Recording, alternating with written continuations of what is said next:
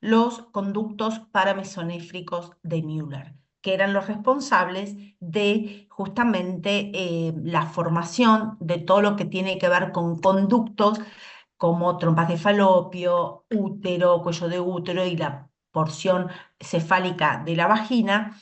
Entonces, si esta hormona no está presente, este individuo genéticamente XY, perdón, puede tener algún tipo de formación de estos órganos femeninos a la par de los masculinos, con lo cual estas patologías, que un poco se las dejé en una filmina en la última exposición, puede traer diferentes consecuencias en el fenotipo. O sea, por ahí puede tener órganos internos femeninos y externos masculinos y demás. También sintetiza la transferrina testicular y sintetiza hormona que se llama inhibina. Aparte de esto de fagocitosis y nutrición que ya habíamos hablado. Bien, en el intersticio ya dejamos al túbulo seminífero, que ya lo describimos en su celularidad y morfología, encontramos las células de Leydig. En este tejido conectivo intersticial, quiere decir que está entre los túbulos seminíferos, encontramos estas células que es más acidófila, con un núcleo central. Fíjense que la cromatina es más laxa que las espermatogonias. Es una cromatina laxa, quiere decir que está más dispersa, que no está condensada, con lo cual los colorantes toman de diferente intensidad. Es la encargada de formar, sintetizar las hormonas esteroideas, con lo cual tiene un abundante retículo endoplasmático liso y mitocondrias, porque para sintetizar hormonas, o sea, siempre todos los procesos de síntesis celulares necesitan de mucha energía, con lo cual la mitocondria aporta ese ATP necesario para la síntesis de diferentes productos, en este caso de hormonas. Tiene en su interior, y tal vez no las podamos identificar si no tenemos un ojo entrenado, tiene algunas inclusiones lipídicas, que esos lípidos también son los que les aportan la energía a esa célula para poder sintetizar ese producto que es la hormona testosterona. Como bien, bueno, dice, sintetiza y secreta esta testosterona. En el embrión forma parte o acompaña el desarrollo de las gónadas y en la pubertad es donde inicia su secreción, ¿no? Y acompaña a la espermatogénesis y a los caracteres secundarios.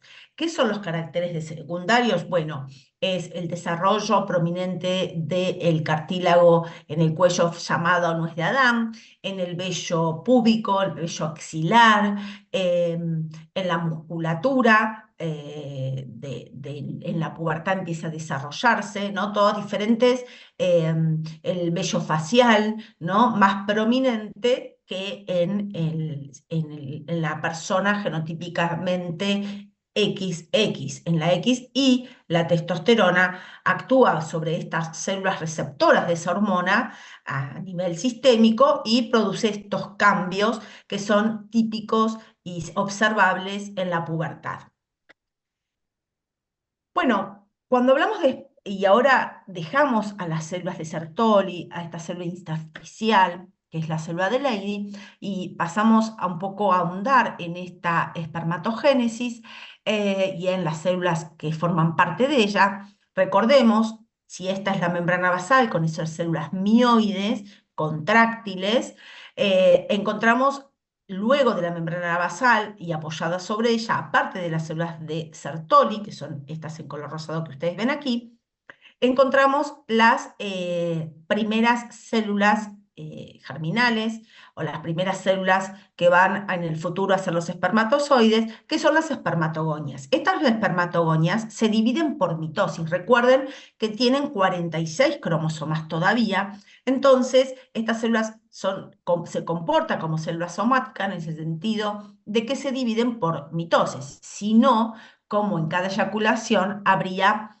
millones de espermatozoides. Solamente puede pasar porque a la luz de todos los túbulos seminíferos, recuerden que hay 250 lóbulos y en cada lóbulo hay aproximadamente de 1 a 4 túbulos seminíferos, con lo cual, y esta división activa va a hacer que podamos tener esa cantidad de espermatozoides.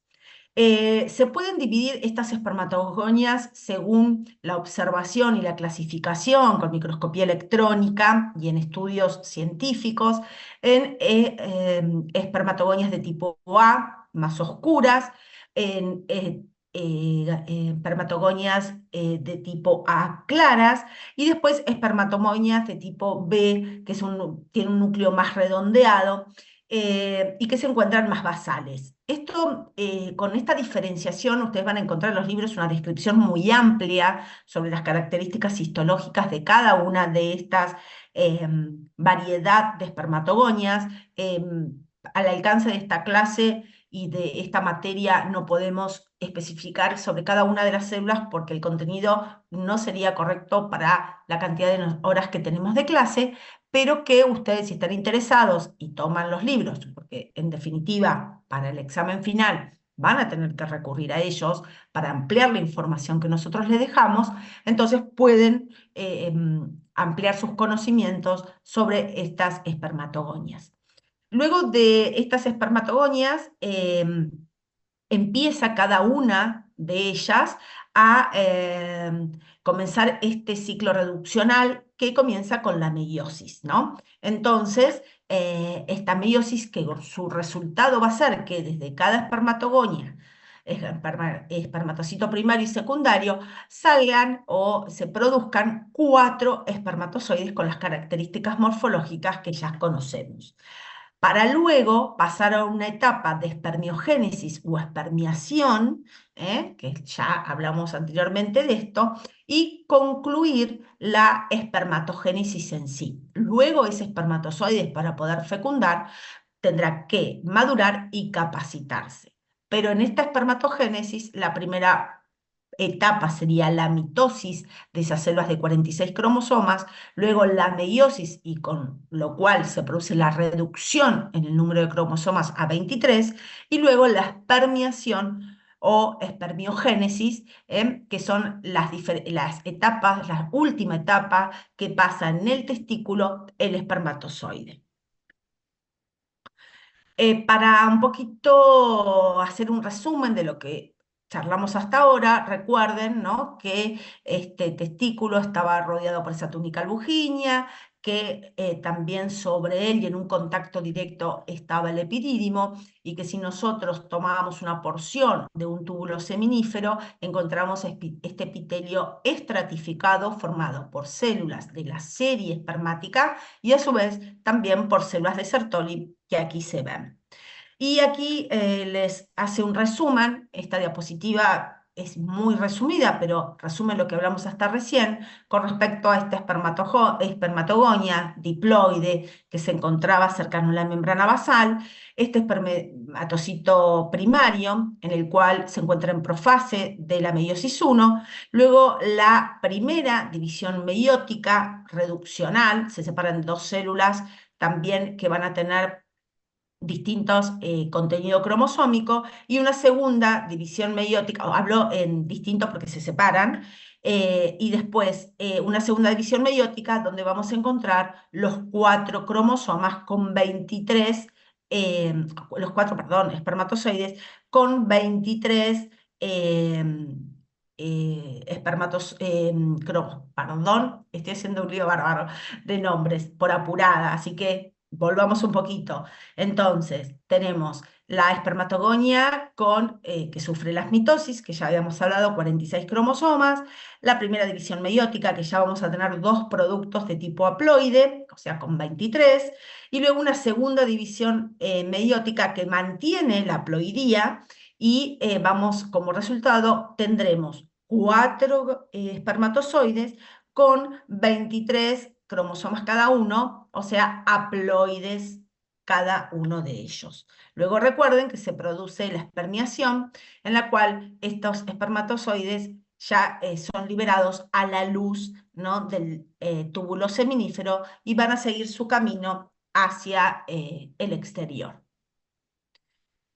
Bueno, ¿qué pasa con el espermatozoide dentro o en este camino, dentro del, o esta diferenciación a medida que va pasando la meiosis y a medida que dinámicamente se van transformando desde la membrana basal hacia la luz del túbulo seminífero? Bueno, se forma el acrosoma, que bien lo conocemos en embriología, porque es aquel responsable de poder desintegrar las capas que rodean al ovocito tipo 2. Estoy hablando de la corona radiata y la membrana pelúcida. La formación del flagelo, esa prolongación que sale de esta célula como especialización de membrana apical. Un flagelo que recuerden, si cuando vimos especializaciones de superficie apical, y sé que también lo ven en biología, este flagelo que para poder moverse, y se mueve, les diré, muy rápidamente, debido, bueno, a todas las distancias que tiene que recorrer desde que sale del túbulo seminífero hasta que llega a la trompa de falopio en su tercio distal, con lo cual ese espermatozoide va a necesitar ese flagelo de mucha energía, y esa energía se la dan las mitocondrias que se encuentran en el cuello de esta célula. Porque es una célula con un núcleo, un citoplasma, pero como característica tiene una prolongación citoplasmática, que es este flagelo móvil, porque dentro de él tiene proteínas que al ser activadas por el ALTP van a articularse entre ellas, y esto va a permitir y le va a dar movilidad a este espermatozoide. Bueno, ya dejamos al testículo con sus características, hablamos también de la espermatogénesis muy brevemente, y ahora vamos a charlar un poquito sobre los conductos que van a hacer que este espermatozoide ya formado sufra o transcurra su maduración en el epidídimo, y luego siga estas vías espermáticas para luego llegar hacia el exterior, como dije anteriormente. Por eso el primer contacto fuera de los lóbulos, del túbulo, de las tabicaciones que presenta el testículo, es los túbulos rectos, que van a ser los que van a continuar al túbulo seminífero. Estos túbulos rectos van a desembocar en el mediastino testicular, en lo que se denomina rete testis o red testicular. La rete testis quiere decir red testicular en latín, ¿no? Van a encontrar en la histología y también en la anatomía muchos nombres en latín, y esto tiene que ver con los orígenes de los descubrimientos de estas estructuras, tanto anatómicas como histológicas. Entonces, esta red de testis que se encuentra acá en el mediastino testicular va a anastomosar a los túbulos rectos en este mediastino, y van a salir de allí a través de lo que se denomina conductos eferentes. Estos conductos eferentes van a llevar a los espermatozoides producidos por cada túbulo seminífero al epidídimo. Bueno, vamos parte por parte a recorrer este camino. El conducto eferente, dijimos que se originaba de la rete testis, son alrededor de 10, si nosotros lo miramos acá, ¿no? Acá no hay 10, pero bueno, son 10. Se ubica en el mediastino testicular, como vimos anteriormente, es la primera parte de la vía espermática, y tiene un epitelio cilíndrico alto, alternando entre células altas y bajas que no son ciliadas, ¿no? Entonces, ¿por qué? Porque ahora va a empezar a haber una característica de membrana apical en un gran trayecto, que tiene que ver con las cilias. Y ya sabemos que las cilias, aparte de tener algún tipo de interrelación entre el producto que pasa por el túbulo también va a tener una interrelación con la función de acompañamiento de los espermatozoides hacia el epidídimo. Su función es reabsorber líquido del túbulo seminífero, ¿no? Para que luego se forme el semen con sus componentes genuinos, con los que luego va a dirigirse hacia el exterior. También, como en los túbulos seminíferos, y acá se observan muy bien, están esas células musculares, ¿no? Contráctiles, de músculo liso, que ayudan a que los espermatozoides que viajan por esta luz sigan un solo sentido y que sea hacia el epidídimo. Bueno, ¿qué pasa con el epidídimo? Recibe a esos conductos eferentes y permítanme volver. Recuerden que los espermatozoides viajaban por aquí, luego al conducto eferente y al epidídimo. Entonces, ¿cuáles las características histológicas de este epidídimo? Acá, de hecho, se ve, ¿no?, a estos espermatozoides ya maduros. Encontramos, bueno, sus núcleos con aquí sí, esos 23 cromosomas bien condensados, y su cola, que acá no se ve tan nítidamente, pero créanme que está, esa cola o flagelo. Este epidídimo es un único tubo que tiene alrededor de 7 centímetros de longitud, enrollado en sí mismo. Recuerden que, como les dije anteriormente, todos los túbulos seminíferos, todos los conductos eferentes van a terminar en un solo tubo, que es el epidídimo. En él se registran 3 zonas, que lo vimos al principio, que era la cabeza, cuerpo y cola. Tiene un epitelio pseudoestratificado con estereocilias. Se ven muy bien, si ya tuvieron o van a tener el práctico de muscular, creo que ya lo tuvieron todos. Van a ver que lo tuvieron el lunes, si mal no recuerdo. Van a tener, ¿alguien me puede decir si ya lo tuvieron al práctico de muscular?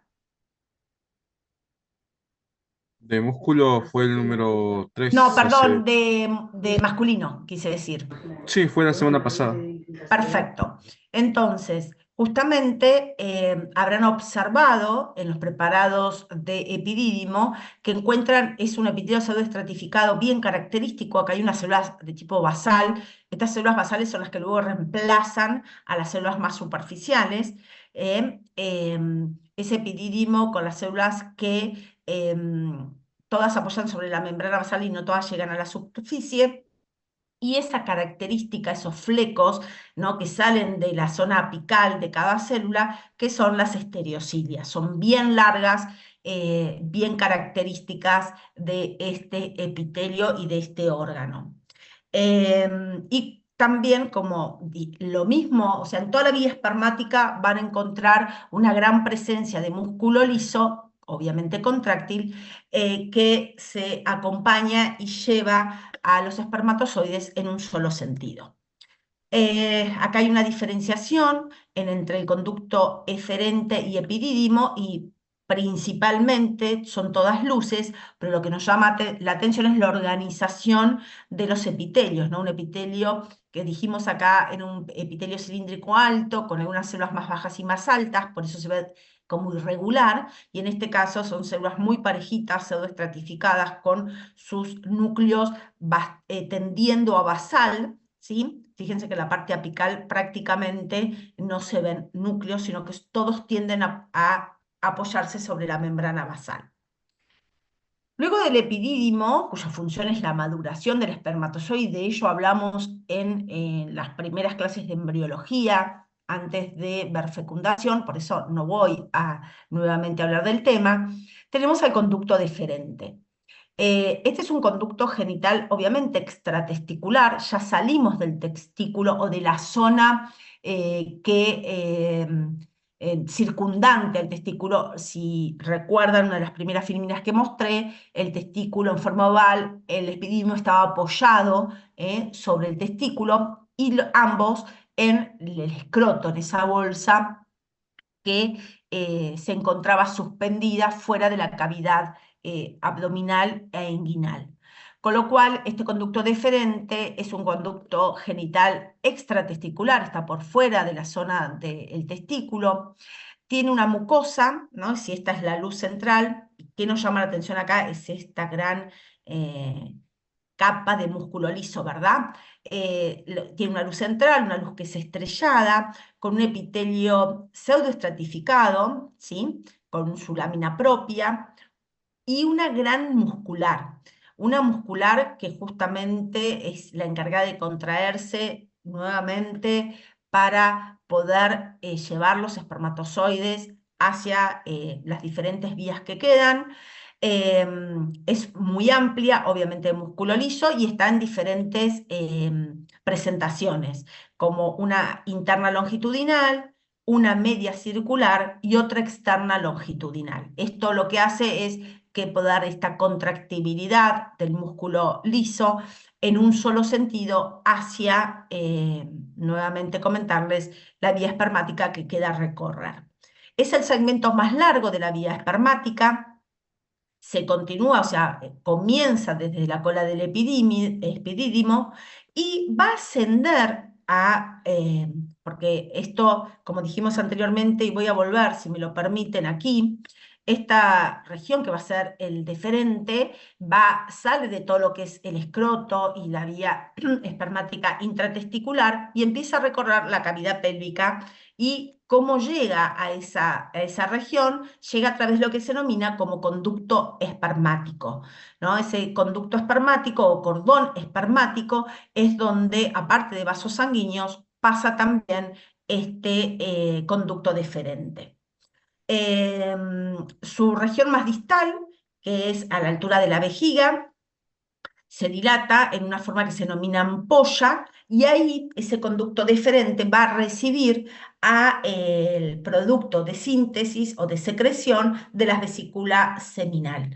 O sea que este conducto es el que va a llevar a los espermatozoides y con estos aportes de las diferentes glándulas como la vesícula seminal o la próstata, le van a aportar a través de este conducto y de esta luz el semen, como yo dije, con las características apropiadas y definitivas para que estos espermatozoides sobrevivan cuando salgan del conducto eyaculador y entren a la vagina femenina.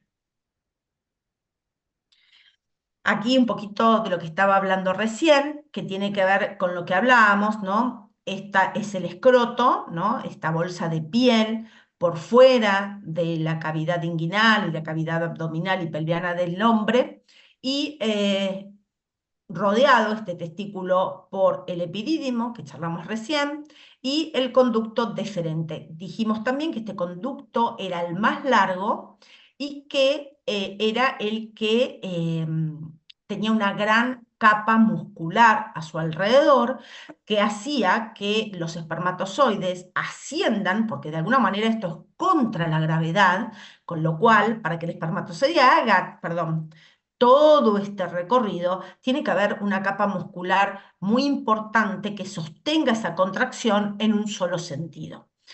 Como les comenté en la filmina anterior, a él llega la vesícula seminal con sus secreciones y lo mismo que la próstata, y en un momento se une con la porción uretral del sistema urinario y convergen tanto la secreción urinaria proveniente de la vejiga como la secreción reproductiva, o sea, el semen con los espermatozoides, para recorrer la uretra y luego llegar hacia el exterior.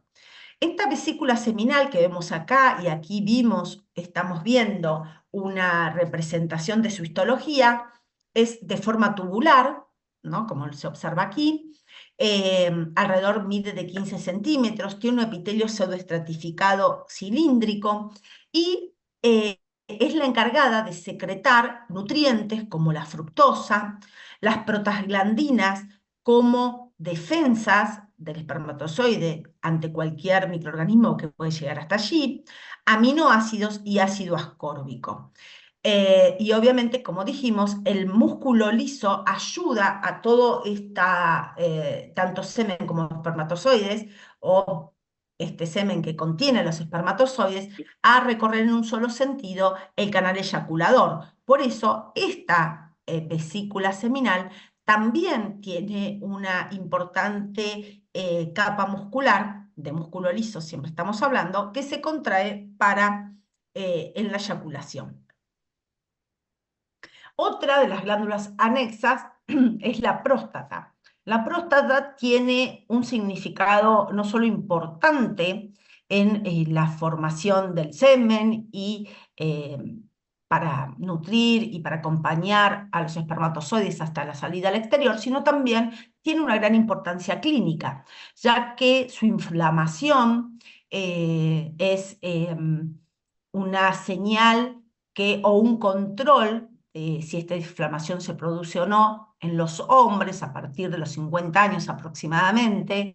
Esta próstata puede aumentar de tamaño y hasta su celularidad puede cambiar en cuanto a su composición y por lo tanto a veces formar células de tipo cancerosas o diferenciarse a células cancerosas, con lo cual a partir de los 50 años es importantísimo el control de la inflamación de esta glándula para poder prever o anticiparse algún tipo de tumor cancerígeno en este órgano.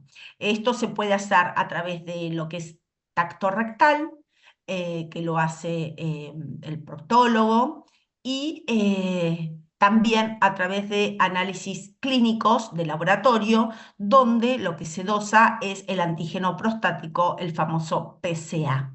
¿Sí? Eso da una idea de inflamación o alteración en la morfología anatómica histológica de esta glándula. En cuanto a sus características, es la glándula sexual más grande, la vimos anteriormente, con respecto a las pulvuretrales, es más grande. Tiene una cápsula de tejido conectivo denso que la rodea, un epitelio pseudoestratificado. Recuerden que el epitelio pseudoestratificado ya viene desde el epidídimo y en todos los segmentos de este conducto o esta serie de conductos de la vía reproductora masculina. Está compuesto por alrededor de 30 a 50 glándulas túbulo-alveolares compuestas, que son las que sintetizan y van a drenar su producto de secreción a la uretra, ¿sí?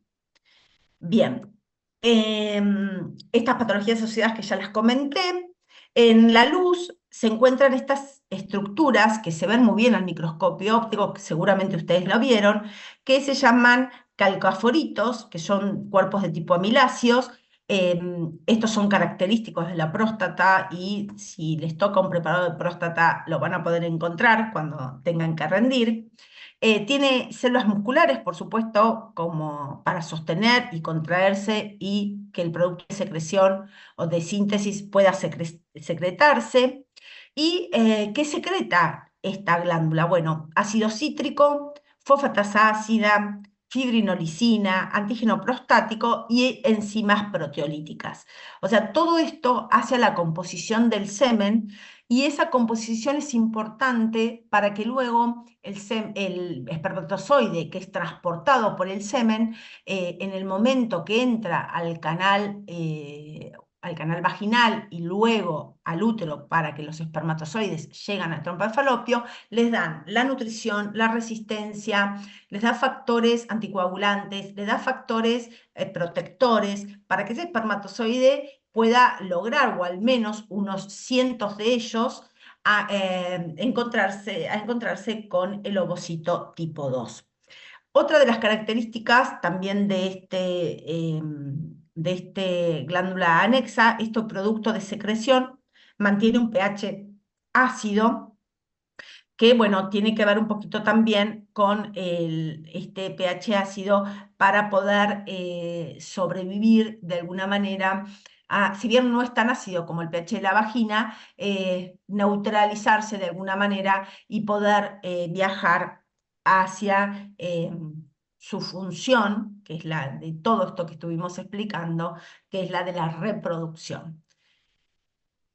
Bueno, acá un poquito hablo la parte anatómica, histológica de la próstata.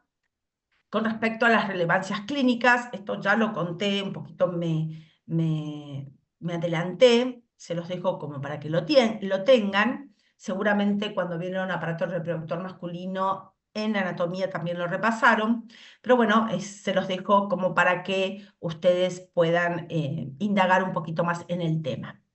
Y luego otra de las glándulas anexas y la última, que son las glándulas bulbouretrales.